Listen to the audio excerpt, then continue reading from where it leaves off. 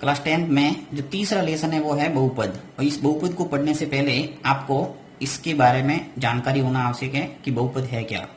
तो आपने 9th class के अंदर एक पढ़ा होगा बीजीय व्यंजक। इस बीजीय व्यंजक से ही उसका जो विशेष रूप होता है उसको कहते हैं बहुपद। तो सबसे पहले अपन इसके बारे में थोड़ी जानकारी लेते हैं, उसके बाद में इसकी जो एक्सरसाइज है वो शुरुआत करेंगे। तो सबसे पहले अपन पढ़ते हैं बीजीय व्यंजक क्या होता है।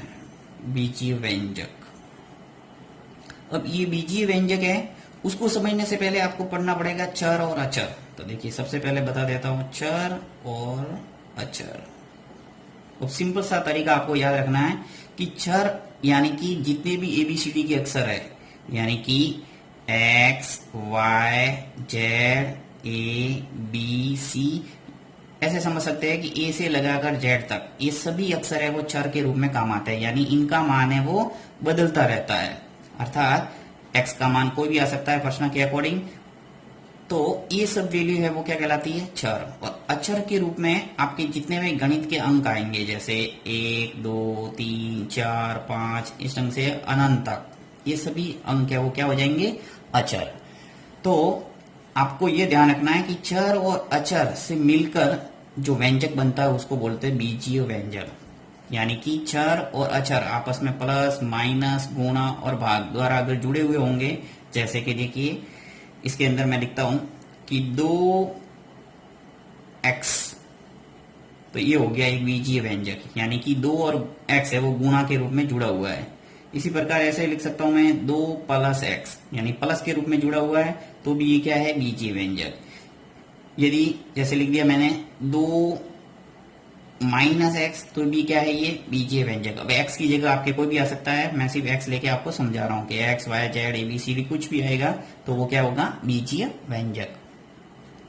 इसी प्रकार भाग के रूप में भी हो सकता है, जैसे 2/x 3/x 4/x, जो सभी संख्या कहलाएगी बीजीय व्यंजक। ये तो हुई बीजीय व्यंजक की बात। अब जो बीजीय व्यंजक का एक विशेष रूप है, यानी जिसके ऊपर कोई व्यंजक लिखा और चर के ऊपर घात है वो एक पूर्ण संख्या के रूप में है, तो वो कहलाएगा बहुपद। यानी कि जैसे मान लो मैंने 2x लिखा, तो ये एक बहुपद भी है और बीजीय व्यंजक तो है ही, परंतु इसके ऊपर जैसे मैंने -1 लिख दिया तो ये बहुपद नहीं होगा। यानी कि बहुपद की शर्त क्या है कि आपके चर के ऊपर, यानी चर क्या है यहाँ पे x, तो x के ऊपर घात है वो एक पूर्ण संख्या होनी चाहिए। पूर्ण संख्या का मतलब क्या है, जैसे 1 2 3 4 5, यानी आधो अधूरी संख्या नहीं। और पूर्ण संख्या की परिभाषा आपको पहले मैंने बता दी है, सभी संख्या अपन ने पढ़ी थी, प्राकृत संख्या, पूर्ण संख्या, पूर्णांक, परिमेय संख्या, वास्तविक संख्या वगैरह सब पूरी डिटेल में जानकारी ली अपन ने। यदि आपने वो वीडियो नहीं देखा है तो उससे संबंधित वीडियो देख सकते हैं प्लेलिस्ट में जाके, तो आपको पूरी जानकारी मिल जाएगी संख्याओं के बारे में। यहाँ पे सिर्फ अपन समझ रहे हैं बहुपद के बारे में। तो ऐसी घात अगर आपको देखने को मिलती है तो वो क्या हो जाएगा बहुपद। जैसे एक और एग्जांपल लेता हूं, मान लो मैंने लिखा 3 + 5x², तो ये भी क्या हुआ बहुपद। यानी x के ऊपर घात है वो पूरी पूरी है, यानी 2। अगर ऐसे हो जाएगा जैसे 1/2 घात, तो ये बहुपद नहीं होगा। तो बहुपद की शर्त क्या हुई, घात है वो पूर्ण होनी चाहिए। घात क्या होनी चाहिए, पूर्ण। तो ये हुआ बहुपद। अब बहुपद है वो कई प्रकार के होते हैं, जैसे रेखिक बहुपद,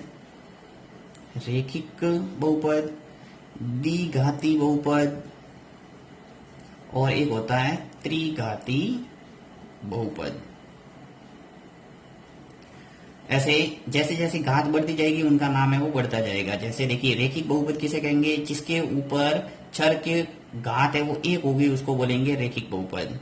जिस बहुपद के अंदर घात 2 होगी चर के ऊपर उसको बोलेंगे द्विघाती बहुपद, और 3 होगी तो क्या बोलेंगे त्रिघाती बहुपद। तो उन सभी के उदाहरण देखते हैं अपन एक एक करके, तो जिससे आपको समझ में आ जाएगा कि बहुपद के प्रकार है वो कौन कौन से होते हैं। जैसे सबसे पहले देखते हैं अपन रेखिक बहुपद।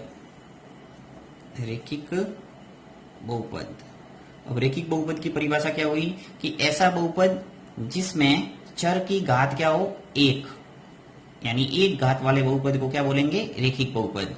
और इसका जो व्यापक रूप है वो लिख के बता देता हूं आपको। इसका व्यापक रूप होगा ax + b। अब a और b की जगह कोई भी संख्या आ जाएगी, यानी अचर, और x है वो चर है। अब यहाँ पे बहुत सारे उदाहरण लिख सकते हैं, जैसे मैं लिख के बता दूं आपको, जैसे 4x प्लस 5t प्लस √2, ऐसे उदाहरण कई आप लिख सकते हैं, जैसे 3x प्लस 4। अब यहाँ पे देखिए विशेषता क्या मिल रही है आपको, कि अधिकतम रेखिक बहुपद है उसके अंदर जो पद है वो अधिकतम 2 हो सकता है। आप सिंगल उदाहरण भी ले सकते हैं, जैसे मैंने लिखा 2y, तो ये भी क्या होगा, एक रेखिक बहुपद का उदाहरण है। अब रेखिक बहुपद में बस ये ध्यान रखना है कि चर के ऊपर घात कितनी होनी चाहिए, 1। तो यहाँ पे देखिए x के ऊपर घात कितनी है, 1। जहां आपको घात कोई नजर नहीं आती वहां पे घात कितनी होती है, 1। तो यहाँ पे देखिए 1 घात है, वो लिखा नहीं है अपन ने। t के ऊपर घात कितनी है, 1, इसलिए रेखिक बहुपद हो गया। यहाँ पे x के ऊपर घात कितनी है, 1, इसलिए रेखिक बहुपद है। यहाँ पे y के ऊपर घात कितनी है, 1, इसलिए क्या हुआ, रेखिक बहुपद। इसके अंदर एक पद भी हो सकता है और अधिकतम कितने होंगे, 2, 3 पद नहीं होंगे। यानी रेखिक बहुपद में अधिकतम कितने पद हो सकते हैं, 2, और सिंगल एक पद तो हो ही सकता है। नेक्स्ट है द्विघाती बहुपद। द्विघाती बहुपद, अब द्विघाती बहुपद का जो व्यापक रूप है वो लिख के बता देता हूं आपको, कि ax² plus bx plus c, इसके अंदर अधिकतम आपको पद कितने देखने को मिल रहे हैं, देखिए 1, 2 और 3। यानी इस द्विघाती बहुपद के अंदर अधिकतम बहुपद में जो पद होंगे वो कितने होंगे, 3। और साथ ही ऐसा बहुपद जिसके अंदर चर की घात कितनी हो, अधिकतम 2, वो बहुपद क्या कहलाएगा, द्विघाती बहुपद। यानी 2 घात वाले बहुपद को क्या कहेंगे, द्विघाती बहुपद। तो इसके उदाहरण लिख के बताते हैं अपन, जैसे कि लिखा मैंने 5x² plus 3x plus pi. Next उदाहरण लिखते हैं, जैसे x² प्लस 2/5 और x। इसके अंदर भी आप 2 पद लिख सकते हैं, एक पद भी अपन लिख सकते हैं, बस आपको वहां पे चर की घात है वो 2 दर्शाना है। और अधिकतम कितने पद लिख सकते हैं, 3, 1, 2 और 3। तो यहाँ पे देख रहे हैं, जैसा कि चर के ऊपर घात कितनी है, देखिए 2, यहाँ पे चर के ऊपर घात कितनी है, 2। अब मैंने x अधिकतर उदाहरण ले रहा हूँ, आप कोई भी ले सकते हैं, ABCD PQR वगैरह ABCD का जो भी अक्षर लेना चाहे ले सकते हैं चर के रूप में। तो ये हुआ द्विघाती बहुपद। नेक्स्ट देखते हैं एक त्रिघाती बहुपद। त्रिघाती बहुपद, अब त्रिघाती बहुपद का जो व्यापक रूप है वो क्या हो जाएगा,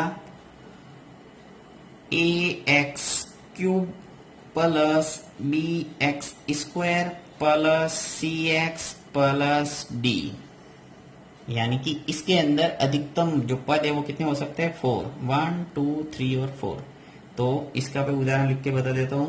इसकी जो परिभाषा है वो क्या हो जाएगी, कि 3 घात वाले बहुपद को क्या कहेंगे, त्रिघाती बहुपद। देखिए यहाँ पे घात आपको अधिकतम कितनी मिल रही है, 3, 2 एक तो मिलेगी उस बहुपद के अंदर, परंतु आपको ध्यान रखना है कि बहुपद के अंदर मैक्सिमम घात यानी उच्चतम घात होगी, वही बहुपद की घात होती है। ऐसा प्रश्न भी आगे आपको मिलेंगे। तो और 9th क्लास में आपने पढ़े हुए कि बहुपद की घात लिखिए, वहां पे सिर्फ प्रश्न ये था कि बहुपद की घात क्या है। तो अपन क्या कर रहे थे, उस बहुपद के अंदर जो अधिकतम घात थी वो अपन क्या कहते थे, बहुपद की घात। देखिए यहाँ पे 2 भी है, 1 भी है और 3 भी है, तो इस बहुपद की घात होगी वो क्या होगी, 3। इसके अंदर देखिए जैसे 1 भी था और 2 भी था, तो इस बहुपद की घात अधिकतम क्या हुई, 2, इसलिए ये द्विघाती बहुपद है। यहाँ पे 3 है अधिकतम, इसलिए ये त्रिघाती बहुपद हो गया। अब इसका उदाहरण देखते हैं अपन।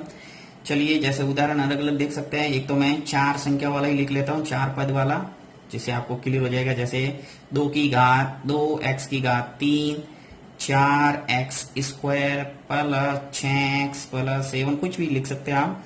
यहाँ पे देखिए अधिकतम घात है वो कितनी देखने को मिल रही है, 3।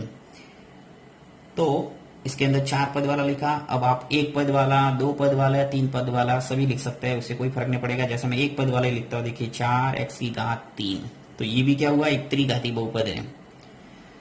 फिर 2 पद वाला लिखते हैं, जैसे 2x³ प्लस 1, तो ये भी क्या हुआ, एक त्रिघाती बहुपद है, और जिसके अंदर पद कितने हैं, 2। तो ये तो हुआ रेखिक बहुपद, द्विघाती बहुपद और त्रिघाती बहुपद के बारे में। साथ ही बहुपद के अंदर आपको पद के अनुसार भी नाम पता होना चाहिए कि जैसे एक होता है एक पदी बहुपद, एक द्विपदी, एक त्रिपदी। अब इसके अंदर क्या है कि जैसे दो पद है तो उसको बोलेंगे द्विपदी, एक पद है तो उसको बोला जाएगा एक पदी। जैसे कि देखिए मैंने ये उदाहरण लिखा है, वो एक पदी का उदाहरण है, एक पदी बहुपद है। अब आपको बोला जाए कि एक पदी का उदाहरण लिखिए तो आप ऐसा लिखेंगे, और उसके अंदर कोई भी लिख सकते हैं, रेखिक बहुपद भी लिख सकते हैं, द्विघाती बहुपद भी लिख सकते हैं, और त्रिघाती बहुपद भी लिख सकते हैं अपन इजीली एक पदी के अंदर। और यदि दो पद लिखे हैं तो वो हो जाएगा द्विपदी। जैसे कि यहाँ पे देखिए मैंने दो पद लिखे, एक और दो, तो ये क्या हुआ द्विपदी। ये भी क्या है द्विपदी, ये भी द्विपदी का उदाहरण है, और ये है एक पदी का उदाहरण। जिसके अंदर तीन पद है वो हो जाएगा त्रिपदी, जैसे एक, दो और तीन, तो ये है त्रिपदी का उदाहरण। तो ये थी बहुपद के बारे में मोटी मोटी जानकारी। फिर भी आपके मन में किसी प्रकार का कोई डाउट है तो आप कमेंट बॉक्स में लिखना, मैं आपको बहुपद के बारे में वापस डिटेल में जानकारी प्रदान करूंगा।